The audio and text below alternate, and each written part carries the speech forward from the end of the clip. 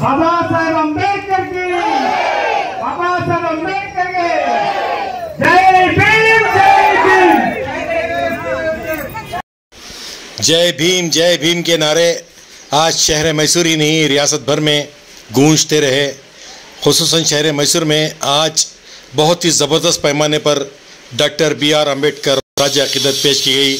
इसी तरह कुरी मंडी में एम रसूल की सरपरस्ती आज बेहद शानदार तकरीब मनाई गई, जिसमें लक्ष्मीकांत तलवार, प्रदीप नरसिम्हा मूर्ति और दीगर लोग मौजूद रहे।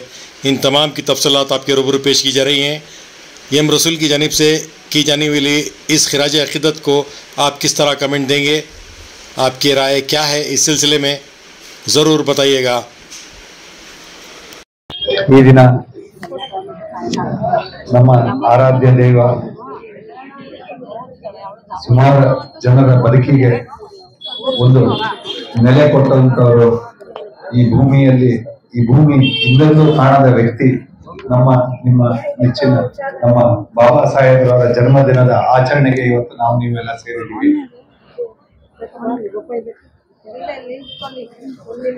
ನಮ್ಮ ತಂದೆ ತಾಯಿ ಹೇಗೆ ನಮಗೆ ದೇವರು ಜೀವ ಕೊಟ್ಟಿದ್ದಕ್ಕೆ ದೇವರು ಆ ಜೀವಕ್ಕೆ ಒಂದು ಅರ್ಥವನ್ನ ಕಲ್ಪಿಸಿಕೊಟ್ಟಿರೋದು ನಮ್ಮ ಬಾಬಾ ಸಾಹೇಬ್ ಅಂಬೇಡ್ಕರ್। ಮನುಷ್ಯನಲ್ಲಿರುವಂತ ಒಂದು ಮಾನವೀಯತೆಯನ್ನು ನಾವು ಗುರುತಿಸಬೇಕು, ಮನುಷ್ಯನನ್ನು ನಾವು ಮನುಷ್ಯನಂತೆ ಕಾಣಬೇಕು।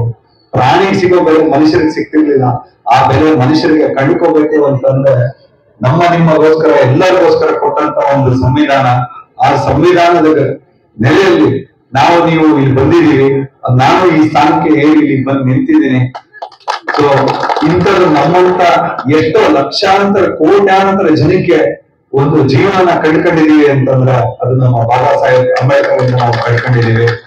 ದೇವರನ್ನ ನಾವು ಹೆಂಗೆ ಬರೆಯಕ್ಕಾಗಲ್ವೋ, ನಮ್ಮ ಆರಾಧ್ಯ ದೇವರು ನಾವು ಉಸಿರು ಇರೋವರೆಗೂ ನಾವು ಕುಡಿ ಸೇರೋವರೆಗೂ ಈ ಜೀವದಿಂದಲೇ ನಾವು ಒಂದು ಬೆಲೆ ಬಂದಿದೆ। ಆ ಬೆಲೆಗೆ ದೇವರನ್ನ ನಾವು ನೆನೆಸ್ಕೋಬೇಕು ಅಂತ ನಾನು ಕೇಳ್ಕೊಂತೀನಿ। ಯಾವುದೇ ಜಾತಿ ಯಾವುದೇ ಧರ್ಮ ಇರಲಿ, ಆರ್ಥಿಕವಾಗಿ ಯಾರು ಹಿಂಗಡೆ ಇದ್ದಾರೆ ಅವರಿಗೆ ಎಲ್ಲರಿಗೂ ಸಮಾಜದಲ್ಲಿ ಮುಂದೆ ಬರಲಿಕ್ಕೆ, ಎಲ್ಲರಿಗೂ ಬದುಕಲಿಕ್ಕೆ ಒಂದು ಅವಕಾಶ ಇದೆ, ಸಮಾನತೆ ಇದೆ, ಏಕತೆ ಇದೆ, ಭ್ರಾತೃತ್ವ ಇದೆ। ಇದು ಯಾವ ಕೊಡುವಂತ ಭಿಕ್ಷೆ ಅಲ್ಲ, ಅದು ಹಕ್ಕದು, ಅದು ನಮ್ಮ ಹಕ್ಕು ಅನ್ನೋದನ್ನ ತೋರಿಸಿ ನಮ್ಗೆ ಸಂವಿಧಾನದಲ್ಲಿ ಕೊಟ್ಟಿದ್ದಾರೆ। ಸಂವಿಧಾನ ಯಾರು ಅದನ್ನ ಬದಲಾಯಿಸಕ್ ಆಗಲ್ಲ। ಈ ಭೂಮಿ ಇರೋವರೆಗೂ, ಸೂರ್ಯ ಚಂದ್ರ ಇರೋವರೆಗೂ ನಮ್ಮ ಬಾಬಾ ಸಾಹೇಬ್ ಅವರ ಆದರ್ಶಗಳನ್ನ ನಾವು ಪಾಲನೆ ಮಾಡೋಣ। ಒಂದು 10 ಪೈಸಾ ಹೇಳ್ಬಿಟ್ಟಿದ್ನ ಅಷ್ಟನ್ನಾದ್ರೂ ನಾವು ಸಾಧಿಸಿ ನಮ್ಮಿಂದ ಒಂದು 10 ಜನಕ್ಕೆ ಒಳ್ಳೆಯದು ಮಾಡೋಣ ಅಂತ ಕೇಳ್ಕೊಂತೀನಿ। Thank you. ಬಂಧುಗಳೇ, ಎಲ್ಲರಿಗೂ ಮೊಟ್ಟ ಮೊದಲಿಗೆ ನಾನು ಜಗತ್ತಿನ ಮಹಾನ್ ಮಾನವತಾವಾದಿ, ವಿಶ್ವಜ್ಞಾನಿ ಡಾಕ್ಟರ್ BR ಅಂಬೇಡ್ಕರ್ ಅವರ ಹುಟ್ಟುಹಬ್ಬದ ಶುಭಾಶಯಗಳನ್ನು ಕೊಡ್ತೇನೆ। ಈಗಾಗಲೇ ಮಾತನಾಡಿದಂತ ಪೊಲೀಸ್ ಅಧಿಕಾರಿಗಳಾದಂತಹ ಶ್ರೀ ತಲವಾರ್ ಅವರು ಬಹಳ ಸ್ಪಷ್ಟವಾದ ಮಾತುಗಳಲ್ಲಿ ಹೇಳಿದ್ದಾರೆ। ಅಂಬೇಡ್ಕರ್ ಅವರನ್ನ ನಾವು ಯಾಕೆ ನೆನಪು ಮಾಡ್ಕೋಬೇಕು ಅಂತಂದ್ರೆ, ಅಂಬೇಡ್ಕರ್ ಅವರು ಈ ದೇಶದ 95% ಜನರಿಗೆ ಬದುಕುವ ಹಕ್ಕನ್ನು ಕೊಟ್ಟವರು। ಮನುಷ್ಯರಂತ ಕಾಣದೆ ಜಾತಿ, ಧರ್ಮ, ಮೂಢನಂಬಿಕೆಗಳ ಕಾರಣದಿಂದಾಗಿ ಸಾವಿರಾರು ವರ್ಷಗಳು ಶೋಷಣೆಯನ್ನ ಮಾಡಿ ಮನುಷ್ಯರನ್ನು ಹಿಂಸೆ ಮಾಡುತ್ತಿದ್ದಂತ ಒಂದು ಸಂಪ್ರದಾಯಕ್ಕೆ ಕೊನೆ ಹೇಳಿ ಭೂಮಿಯ ಮೇಲೆ ಹುಟ್ಟಿದ ಪ್ರತಿಯೊಬ್ಬರೂ ಸಮಾನರು, ಪ್ರತಿಯೊಬ್ಬರಿಗೂ ಬದುಕುವ ಹಕ್ಕಿದೆ, ಪ್ರತಿಯೊಬ್ಬರು ಈ ಭೂಮಿಯ ಸಂಪತ್ತಿನ ಪಾಲುದಾರರು ಅನ್ನೋ ಮಾತುಗಳನ್ನ ಹೇಳಿ ಎಲ್ಲರ ಎದೆಯಲ್ಲಿ ಧೈರ್ಯವನ್ನು ತುಂಬಿದವರು ಡಾಕ್ಟರ್ BR ಅಂಬೇಡ್ಕರ್ ಅವರು। ಈ ದೇಶದ ಸಮಸ್ತ ಶೋಷಣೆಗೊಳಗಾದ ಜನ, ಶೋಷಣೆಗೊಳಗಾದರು ಅಂತಂದ್ರೆ ಯಾರು ಇನ್ನೊಬ್ಬರ ದಬ್ಬಾಳಿಕೆಗೆ ಸಿಲುಕಿ ತಮ್ಮ ಬದುಕನ್ನು ಕಳ್ಕೊಂಡಿರ್ತಾರೋ, ಬಡವರು, ಕಾರ್ಮಿಕರು, ರೈತರು, ಎಲ್ಲ ಜಾತಿಯ ಹೆಣ್ಣು ಮಕ್ಕಳನ್ನ ಧರ್ಮದ ಹೆಸರಿನಲ್ಲಿ, ದೇವರ ಹೆಸರಿನಲ್ಲಿ ಮೂಢನಂಬಿಕೆಗಳನ್ನ ತುಂಬಿ ಅವರನ್ನ ಶಕ್ತಿಹೀನರನ್ನಾಗಿ ಮಾಡಲಾಗಿತ್ತು। ಅಂತವರಿಗೆ ಶಕ್ತಿ ಕೊಟ್ಟ ಕಾರಣಕ್ಕೆ ನಾವೆಲ್ಲರೂ ಒಂದು ಮನಸ್ಸಿನಿಂದ ಅಂಬೇಡ್ಕರ್ ಅವರನ್ನ ನೆನಪು ಮಾಡ್ಕೋಬೇಕಾಗ್ತದೆ। ಅಂಬೇಡ್ಕರ್ ಅವರು ಈ ದೇಶದಲ್ಲಿ ಹುಟ್ಟಲಿಲ್ಲ ಅಂದಿದ್ರೆ, ಅಂಬೇಡ್ಕರ್ ಅವರು ಈ ಸಂವಿಧಾನವನ್ನ ಈ ದೇಶಕ್ಕೆ ಕೊಡಲಿಲ್ಲ ಅಂದಿದ್ರೆ, ನಾವು 5,000 ವರ್ಷಗಳ ಹಿಂದಿನ ಇತಿಹಾಸದಂತೆ ಪ್ರಾಣಿಗಳಿಗಿಂತಲೂ ಕಡೆಯಾಗಿ ಬದುಕಬೇಕಾಗಿತ್ತು. ಅಂತ ಕಾಲಘಟ್ಟದಲ್ಲಿ ಭಾರತದಲ್ಲಿ ಸಂವಿಧಾನವನ್ನು ಕೊಟ್ಟು ತಾನು ಅನುಭವಿಸಿದ ಸಂಕಟ ಬೇರೆಯವರು ಅನುಭವಿಸಬಾರದು ಅನ್ನೋ ಕಾರಣಕ್ಕಾಗಿ ಸರ್ವರಿಗೂ ಸಮಪಾಲು, ಸರ್ವರಿಗೂ ಸಮಪಾಲು ಅನ್ನುವಂತ ಘೋಷವಾಕ್ಯವನ್ನು ಕೂಡಿದಂತ ನಾಯಕ ಡಾಕ್ಟರ್ ಬಿ.ಆರ್. ಅಂಬೇಡ್ಕರ್ ಅವರು. ಬಂಧುಗಳೇ, ಈ ದಿನ ನಮ್ಮೆಲ್ಲರಿಗೂ ಒಂದು ವಿಶೇಷವಾದ ಹಬ್ಬ. ನಾವು ಮನೆಯಲ್ಲಿ ಜಾತ್ರೆ ಮಾಡೋದು, ದೇವರ ಹಬ್ಬಗಳು ಮಾಡೋದು ಅದು ಬೇರೆ ತರ. ಆದ್ರೆ ನಮ್ಮೆಲ್ಲರಿಗೂ ಒಂದು ಸಂವಿಧಾನವನ್ನು ರಚನೆ ಮಾಡಿ ಡಾಕ್ಟರ್ ಬಾಬಾ ಸಾಹೇಬ್ ಅಂಬೇಡ್ಕರ್ ಅವರು ಏನು ನವೆಂಬರ್ 26 ಸಂವಿಧಾನವನ್ನು ಅರ್ಪಣೆ ಮಾಡಿದ್ರು. ಅದಾದ ನಂತರ ನವೆಂಬರ್ 26ಕ್ಕೆ ಬರೆದು ಅದನ್ನು ಅರ್ಪಣೆ ಮಾಡ್ತಾರೆ. ಅದನ್ನ ಭಾರತ ಸರ್ಕಾರ ಜನವರಿ 26ಕ್ಕೆ ಅದನ್ನ ಅಮೆಂಡ್ಮೆಂಟ್ ಮಾಡಿ ಅದನ್ನ ಯಥಾವತ್ತಾಗಿ ಜಾರಿಗೆ ತರ್ತದೆ. ಆದ್ದರಿಂದ ನಾವೇನು ಗುಲಾಮಗಿರಿ ಪದ್ಧತಿಯಲ್ಲಿದ್ದೀವಿ, ಜಾತಿ ಪದ್ಧತಿಯನ್ನ ಅನುಭವಿಸ್ತಾ ಇದ್ವಿ. ಗ್ರಾಮೀಣ ಪ್ರದೇಶಗಳಲ್ಲಿ, ನಗರ ಪ್ರದೇಶಗಳಲ್ಲಿ ನಾವೇನು ಜೀತ ಪದ್ಧತಿಯನ್ನ ನಾವು ನಮ್ಮ ತಂದೆ ತಾಯಿಗಳು, ನಮ್ಮ ತಾತಂದರು ಸಹ ಜೀತ ಪದ್ಧತಿಯಲ್ಲಿ ಮುಳುಗಿದ್ರು. ಅದನ್ನ ಯಥಾವತ್ತಾಗಿ ಜಾರಿಗೆ ತಂದ ಸಂವಿಧಾನ. ಅದಾದ ನಂತರ ನಮ್ಮ ಕುಲಕರ್ಮಿಗಳು ಎಲ್ಲವನ್ನ ಮೀರಿ ನಾವು ಇವತ್ತು ಶಿಕ್ಷಣವನ್ನು ಪಡೆದುಕೊಂಡು ಈ ಹಂತಕ್ಕೆ ಒಂದು ಬಂದು ನಿಂತಿದ್ದೀವಿ. ಅದಕ್ಕೆ ಡಾಕ್ಟರ್ ಬಾಬಾ ಸಾಹೇಬ್ ಬರೆದುಕೊಂಡಂತ ಸಂವಿಧಾನದಲ್ಲಿ ಇನ್ಯಾವುದೇ ದೇವರು, ಯಾವುದೇ ಕಾನೂನು, ಯಾವುದೇ ತರದ ಜಾತ್ರೆ ಇದು ಯಾವುದೂ ಇಲ್ಲ. ದಯಮಾಡಿ ನಮ್ಮ ಮಕ್ಕಳನ್ನ ಶಿಕ್ಷಿತರಾಗಿ ಮಾಡಬೇಕು. ಶಿಕ್ಷಣ ಇಲ್ಲ ಅಂದ್ರೆ ಯಾವುದೇ ಕಚೇರಿಗಳಲ್ಲಿ, ಯಾವುದೇ ದೇವಸ್ಥಾನಗಳಲ್ಲಿ ಜಾಗ ಸಿಗಲ್ಲ. ನಮ್ಗೆ ಮೊದಲು ಎಜುಕೇಶನ್ ಇಲ್ಲ ಅಂದ್ರೆ ಯಾವತ್ತೂ ಸಹ ನಾವು ಎಲ್ಲೂ ನಿಂತ್ಕೊಳ್ಳೋದು ಆಗೋದಿಲ್ಲ. ಯಾಕೆ ನಮ್ಮ ಮೊಹಲ್ಲಾದಲ್ಲಿ ಹೆಚ್ಚು ವಿದ್ಯಾವಂತರಾಗಿ ಮಕ್ಕಳು ಯಾವುದೇ ಕಾರಣಕ್ಕೂ ಶಾಲೆಗೊಳಿಸಬೇಡಿ.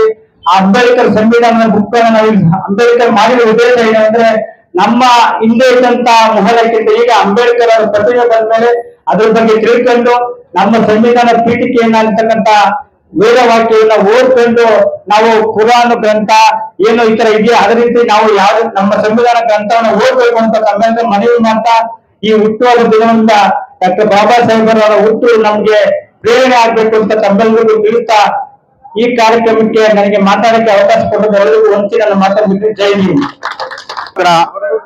ಇವತ್ತು ಬಾಬಾ ಸಾಹೇಬ್ ಅಂಬೇಡ್ಕರ್ ಅವ್ರದ್ದು ಬಹಳ ಒಂದು ಒಳ್ಳೆ ನಮ್ಮ ಕುರಿಮಿಡಿ ಸರ್ಕಲ್ ಅಲ್ಲಿ ಒಂದು ಹಬ್ಬದ ರೀತಿಯಲ್ಲಿ ಒಂದು ವಿಶೇಷವಾಗಿ ಒಂದು ಆಚರಣೆ ಮಾಡಿದ್ರು. ಇದಕ್ಕೆ ಈ ಸ್ಟಾರ್ಟ್ ಮಾಡ್ಬೇಕು ಅಂತಂದ್ರೆ ನಮ್ಮ ಪ್ರದೀಪ ಮತ್ತೆ ನಮ್ಮ ನರಸಿಂಹಣ್ಣ ತುಂಬಾ ಅಷ್ಟು ಹೋರಾಟ ಮಾಡಿದ್ರು. ಇದಕ್ಕೆ ಮಾಡಿ ನಮ್ MLA ಸಾಹೇಬ್ರ ಹತ್ರ ಬಂದು ಕೂಡ್ಕೊಂಡು ಇದು ಮಾಡುವಾಗ ತುಂಬಾ ಇವ್ರುಗಳು ಇದರಲ್ಲಿ ನಮ್ಮ ಪ್ರದೀಪ್ ಒಂದು ಇದು ಮಾಡಿದಕ್ಕೆ ಕಾರ್ಪೊರೇಟರ್ ಆಗಿ ಇದು ಒಂದು ಮಾಡಿದಕ್ಕೆ ನಮ್ಮ ಎಲ್ಲಾ ಏರಿಯಾದಲ್ಲಿ ಒಂದು ಮಾದರಿ ಆಯ್ತು. ಇವತ್ತು ಮೈಸೂರಲ್ಲಿ ಕುರಿಮಂಡಿ ಅಲ್ಲಿ ಇದು ಮಾಡಿದ್ದು ಬಹಳ ಒಂದು ಸಂತೋಷದ ವಿಷಯ. ನಮ್ಮ ಎಲ್ಲಾ ವಾರ್ಡ್ ಜನತೆಗಿಂದ ನಮ್ಮ ಏರಿಯಾ ಕಾರ್ಪೊರೇಟರ್ಗಳಿಗೆ ಮತ್ತೆ ನಮ್ಮ ನರ್ಸಿ ಅವ್ರಿಗೆ ನಾನು ಧನ್ಯವಾದ ಹೇಳ್ತೀನಿ. ಯಾಕಂತಂದ್ರೆ ನಮ್ಮ ಪ್ರೊಫೆಸರ್ ಸಾಹೇಬ್ರು ಹಿರಿಕರು ಆನಂದಣ್ಣ ಅವರು ಬಾಬಾ ಸಾಹೇಬ್ ಅಂಬೇಡ್ಕರ್ ಬಗ್ಗೆ ಮಾತಾಡಿದ್ರು. ಬಟ್ ಅವ್ರ ಮಾತಲ್ಲಿ ನಮ್ಗೆ ಏನ್ ಕಾಣ್ತು ಅಂದ್ರೆ ನಾವು ಆ ಜೀವನ ಮಾಡ್ಬೇಕು, 1% ಆದ್ರೂ ಮಾಡ್ಬೇಕು ಅಂತ ಅಂತು. ಯಾಕಂದ್ರೆ ಅವ್ರ ಇತಿಹಾಸ ಅವ್ರು ಹೇಳಿದ್ರು, ನಮ್ಗೆ ಬಹಳ ಒಂದು ಸಂತೋಷ ಆಯ್ತು. ಅವ್ರ ಮಾತಲ್ಲಿ ನಮ್ಗೆ ಎಷ್ಟು ಚೆನ್ನಾಗ್ ಕಾಣ್ತು ಅಂತಂದ್ರೆ, ಇಂಥ ಇರೋದ್ರಿಂದ ಈ ಸಮಾಜ ಬಹಳ ಚೆನ್ನಾಗೈತೆ ಈ ಅನ್ಕೊಂಡು ನಾವು ಎಲ್ಲೋ ಒಂದ್ ಕಡೆ ಅನ್ಕೊಡ್ತೀವಿ. ಯಾಕಂದ್ರೆ ಪ್ರತಿ ಒಂದು ಈ ಕುರಿಮಂಡಿನಲ್ಲಿ 6 ಗಂಟೆ ಆಯ್ತು ಅಂದ್ರೆ ಆಟೋಗಳು ಬರ್ತಾ ಇರ್ಲಿಲ್ಲ. ಇವತ್ತು ಇಂಥವ್ರು ದೊಡ್ಡವರು ಬಹಳಷ್ಟು ಜನಕ್ಕೆ ಬುದ್ಧಿವಾದ ಹೇಳೋದ್ರಿಂದ ಇವತ್ತು ನೈಟ್ 12 ಗಂಟೆ ಆದ್ರೂ ಒಂದು ಹೆಣ್ಮಕ್ಳು ಇಲ್ಲಿ ಓಡಾಡ್ತದೆ. ಸೊ ಅದರಿಂದ ನಾನು ಬಹಳ ಸಂತೋಷ ಆಗಿದ್ದೀನಿ. ಇವತ್ತು ನಮ್ಮೆಲ್ಲಾ ಪರವಾಗಿ ನಾನು ನಮ್ಮ ಏರಿಯಾ ಮುಖಂಡರಿಗೆ ಎಲ್ರಿಗೂ ಧನ್ಯವಾದ ಹೇಳಕ್ ಇಷ್ಟ. ನಮಸ್ಕಾರಗಳು. ಇವತ್ತು ಭೀಮೋತ್ಸವ ಮಾಡ್ತಾ ಇದ್ದೀವಿ. ನಾವು ದೇಶದಾದ್ಯಂತ ಈ ಭೀಮೋತ್ಸವ ಮಾಡ್ತಾ ಇದ್ದೀವಿ. 134 ಜಯಂತಿಯ ಡಾಕ್ಟರ್ B.R. ಅಂಬೇಡ್ಕರ್ ಅವರ ಇವತ್ತು ಜನ್ಮದಿನ. ಈ ರಾಜೇಂದ್ರ ನಗರ ಅಂಬೇಡ್ಕರ್ ಸರ್ಕಲ್ ವಿಶ್ವಗಾಂಧಿ ವೃತ್ತ ಅಂತ ಕರಿತೀವಿ ನಾವು. ಇಲ್ಲಿ ಎಲ್ಲಾರು ದೊಡ್ಡ ಹಿರಿಯರು ಹಾಗೂ ಮಹಿಳೆಯರು ಎಲ್ಲರೂ ಹೆಚ್ಚಿನ ರೀತಿಯಲ್ಲಿ ಬಂದು ಈ ಅಂಬೇಡ್ಕರ್ ಜಯಂತಿಗೆ ಯಶಸ್ವಿಗೊಳಿಸಿದ್ದಾರೆ. ಮುಖ್ಯವಾಗಿ ನಾವು ಈ ಸ್ಟ್ಯಾಚ್ಯೂ ಮಾಡ್ಬೇಕಂದ್ರೆ ಎಲ್ಲರೂ ಸಹಕಾರ ಬೇಕಾಗಿತ್ತು. ದಯಮಾಡಿ ಎಲ್ಲಾ ವರ್ಗದವರು ಈ ಸಹಕಾರ ಕೊಟ್ಟು ಈ ಸ್ಟ್ಯಾಚ್ಯೂನ ಇದು ಮಾಡಿದ್ದಾರೆ. ಧನ್ಯವಾದಗಳು.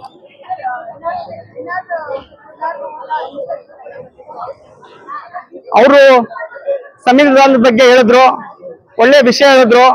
ಅದ್ರ ಜೊತೆ ನಮ್ಮ ಪ್ರೊಫೆಸರ್ ಆದಂತ ಆನಂದ್ ಅವರು ಕೂಡ ಒಳ್ಳೆ ವಿಷಯ ಹೇಳಿದ್ರು. ಮಕ್ಕಳಿಗೆ ಎಜುಕೇಶನ್ ಕೊಡಿ ಅಂತ ಹೇಳಿದ್ರು. ತುಂಬಾ ಖುಷಿ ಆಗ್ತದೆ. ಹಂಗ ನರಸಿಂಹಮೂರ್ತಿ ಅವರು ಹೇಳಿದ್ದಾರೆ, ಒಳ್ಳೆ ವಿಷಯಗಳು ಹೇಳಿದ್ದಾರೆ. ದಯಮಾಡಿ ಅದನ್ನ ಪಾಲಿಸ್ಬೇಕು ಅಂತ 2 ಮಾತನ್ನ ಕೇಳ್ಕೊಡ್ತೀನಿ. 134ನೇ ಅಂಬೇಡ್ಕರ್ ಜಯಂತಿ ದಿನ ಎಲ್ಲರಿಗೂ ಶುಭಾಶಯಗಳನ್ನ ಹೇಳ್ತಾ, ನಾವು ನಾಯ್ಡು ನಗರದಲ್ಲಿ ಇರೋದು ಜೈ ಭೀಮ್ ಅಂಬೇಡ್ಕರ್ ಟ್ರಸ್ಟ್ ಮಹಿಳಾ ಟ್ರಸ್ಟ್ ಇದೆ. ಅದು ಓಪನ್ ಮಾಡಿ 10 ವರ್ಷ ಆಗಿದೆ. ಏನಕ್ಕೆ ಅಂದ್ರೆ ಮೈಸೂರಲ್ಲಿ ಟ್ರಸ್ಟ್ ಓಪನ್ ಮಹಿಳೆಯರು ಹೇಳ್ಕೊಳಕ್ಕೆ ನಾವು ಈ ಕ್ಯಾಸ್ಟ್ ಅಂತ ಹೇಳ್ಕೊಳಕ್ಕೆ ಅವ್ರು ಇದ್ ಮಾಡಲ್ಲ. ಅದಕ್ಕೋಸ್ಕರ ನಾವ್ ಒಂದು ಟ್ರಸ್ಟ್ ಮಾಡಿ ನಮ್ಮವರೆಲ್ಲ ಒಂದ್ಗೂಡಿಸ್ಬೇಕು. ನಮ್ ಬರೋ ಸೌಲಭ್ಯಗಳನ್ನ ನಮ್ಮ ಮಹಿಳೆಯರಿಗಾಗಿ ಮತ್ತೆ ನಮ್ಮ ಸೌಲಭ್ಯ ನಮ್ಮ ಮಕ್ಕಳಿಗಾಗ್ಲಿ ಕೊಡಿಸ್ಬೇಕು ಅಂತ ನಾವು ಈ ಟ್ರಸ್ಟ್ ನ ಓಪನ್ ಮಾಡ್ಕೊಂಡಿದೀವಿ. ನಿಮ್ಮೆಲ್ಲರ ಸಹಕಾರದಿಂದ ನಾವು ಮುಂದಕ್ಕೆ ಬರೋಣ ಅಂತ ಈ ಮುಖಾಂತರ ಕೇಳ್ಕೊತಾ ಇದ್ದೀವಿ. ಮತ್ತೆ ಮಹಿಳೆಯರಿಗೋಸ್ಕರ ನಮ್ಮ ಅಂಬೇಡ್ಕರ್ ಸರ್ ತುಂಬಾ ಕಷ್ಟಪಟ್ಟಿದ್ದಾರೆ. ಇದನ್ನ ನಾವು ಒಂದು 5% ನಾವು ಅವ್ರಿಗೋಸ್ಕರ ಕೆಲಸ ಮಾಡೋಣ. ನಮ್ಮ ಮಹಿಳೆಯರಿಗೋಸ್ಕರ ಕಷ್ಟಪಟ್ಟು ನಮ್ಮ ಮಹಿಳೆಯರಿಗೆ ಎಲ್ಲೆಲ್ಲಿದ್ದಾರೆ ಅವ್ರಿಗೋಸ್ಕರ ಹೋಗಿ ಕೆಲಸಗಳನ್ನ ಮಾಡೋಣ. ಮತ್ತೆ ನಿಮ್ಮೆಲ್ಲರ ಸಹಕಾರ ಬೇಕು. ಮತ್ತೆ ನಮ್ಗೆ ಇಲ್ಲಿ ಕುರಿಮಂಡಿಯಲ್ಲಿ ಸ್ಟ್ಯಾಚ್ಯೂ ಆಗಿರೋದ್ರಿಂದ ನಾವು 1ನೇ ವರ್ಷ ಆಗಿರೋದ್ರಿಂದ ನಾವು ಬರ್ತೀವಿ ಅಂತ ಕೇಳ್ಕೊಂಡು, ಆಮೇಲೆ ನಮ್ ಜೊತೆ ವಿಜಿ ನಮ್ ಹುಡ್ಗ ಬನ್ನಿ ಅಂತ ಕೇಳ್ಕೊ. ಮತ್ತೆ ಎಲ್ಲರೂ ಯಾವ್ದೇ ಫಂಕ್ಷನ್ ಆದ್ರೂ ದಯವಿಟ್ಟು ನಮ್ಮನ್ನು ಕರೀರಿ. ನಮ್ಮ ಟ್ರಸ್ಟ್ ಅವರು ನಿಮ್ ಜೊತೆ ಇರ್ತೀವಿ, ನೀವು ನಮ್ ಜೊತೆ ಇರಿ. ನಾವೆಲ್ಲರೂ ಸೇರಿ ನಮ್ಮ ಅಂಬೇಡ್ಕರ್ ಕನಸನ್ನ ನನಸು ಮಾಡೋಣ ಅಂತ ಕೇಳ್ಕೊತಾ ಮಾತಾಡಕ್ಕೆ ಅವಕಾಶ ಕೊಟ್ಟಿದ್ದಕ್ಕೆ ಎಲ್ಲರಿಗೂ ಧನ್ಯವಾದಗಳನ್ನ ತಿಳಿಸ್ತಾ ಇದ್ದೀನಿ.